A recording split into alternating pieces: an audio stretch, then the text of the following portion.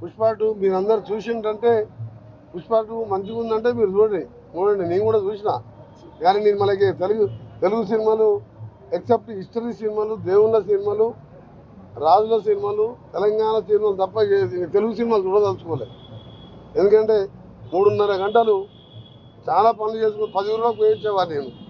ఆ సినిమా చూసిన తర్వాత మన యువకులు కూడా ఖరాబ్ అయిపోతారు సమాజంలో. తెలంగాణలో నో బెనిఫిట్ షోస్. వాళ్ళు ఎంత పెద్ద బడ్జెట్ సినిమాలు తీసినా కానీ రేట్లు పెంచే విషయంలో కూడా ఆచితూచి వ్యవహారం ఇచ్చి అదేమైనా దేశ స్వతంత్ర పోరాటానికి సంబంధించిందా, ఏమైనా తెలంగాణ ఉద్యమానికి సంబంధించిందా, ఇంకేమన్నా ఒక జనరల్ యూత్కి మెసేజ్ వచ్చే పిక్చర్స్ డ్రగ్స్ మీద కానీ ఇంకా దేని మీద కానీ హిస్టరీ మీద, పాత హిస్టరీ రాజుల కాలం అలాంటి వస్తే సినిమాలు మాత్రం ఆలోచిస్తాం. అది కూడా నామినల్గా. అందులో మాత్రం బెనిఫిట్ షో అసలే ఇచ్చేది లేదు.